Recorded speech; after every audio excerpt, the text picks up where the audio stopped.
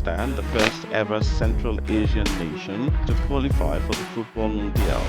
Uzbekistan's president watched the match and was photographed sitting alongside the Prime Minister of Slovakia, Fico, President of Bulgaria, Rumen Radev, and several heads of state from Central Asia. The path to the qualification first became clear and sealed last week following the White Wolves. White Wolves mengguncang dunia. Kisah Uzbekistan menuju Piala Dunia 2026. Di Abu Dhabi 5 Juni 2025, satu poin yang terasa seperti jutaan mimpi.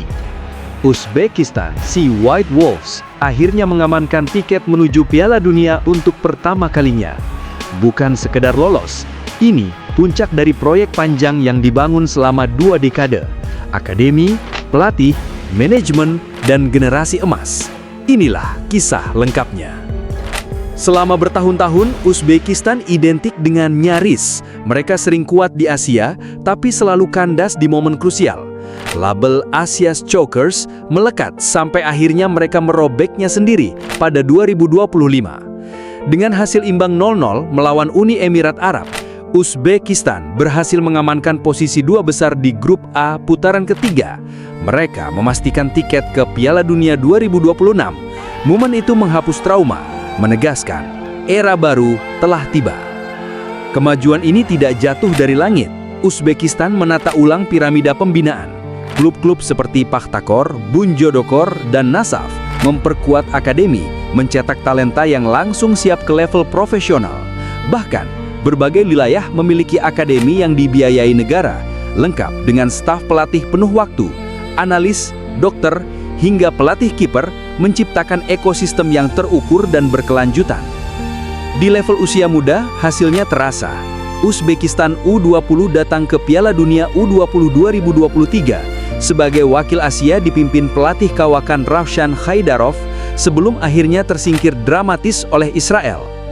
Sementara di Piala Asia U24 2024, mereka melaju sampai final dan hanya kalah tipis dari Jepang.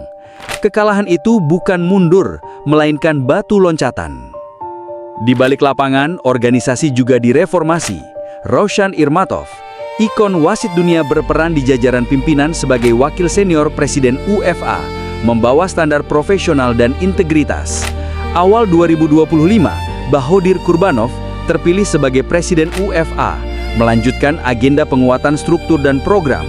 Transisi kepemimpinan ini menandai dorongan politik olahraga yang serius untuk sepak bola. Nama-nama lain yang ikut menopang, Odil Ahmedov, legenda timnas, kini Wapres UEFA, yang paham kebutuhan pemain. Afas Maksumov, sebagai sekjen yang mengawal operasional.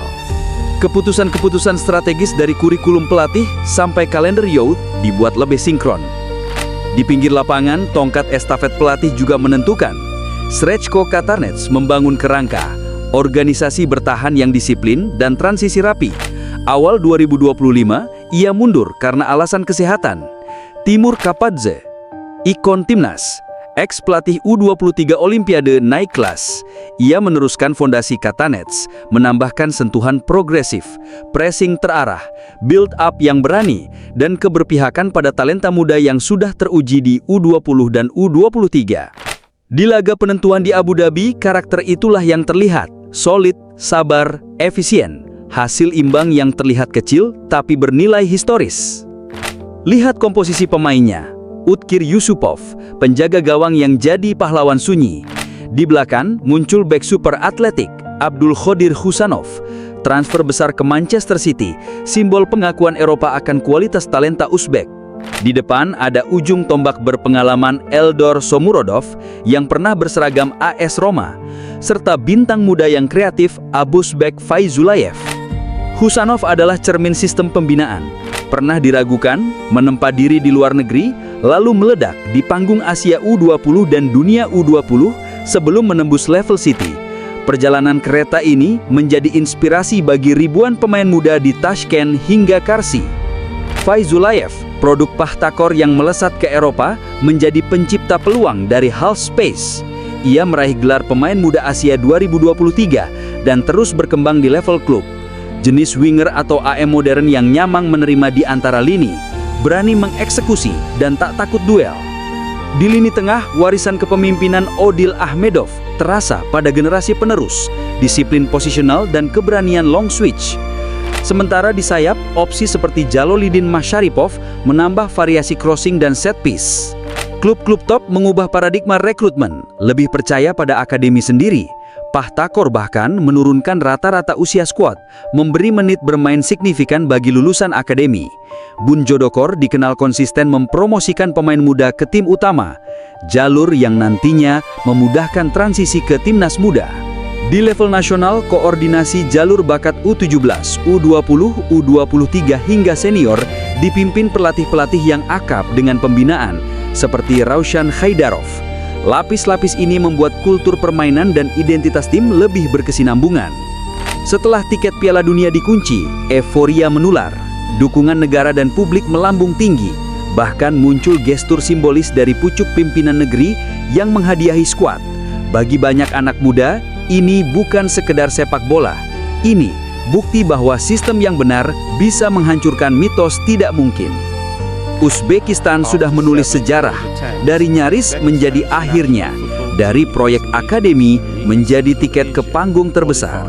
Di 2026 nanti, mereka bukan datang sebagai turis, mereka datang sebagai contoh bahwa visi, institusi, pelatih tepat, dan keberanian pada generasi muda bisa mengubah nasib sepak bola sebuah negara. White Wolves, selamat datang di Piala Dunia.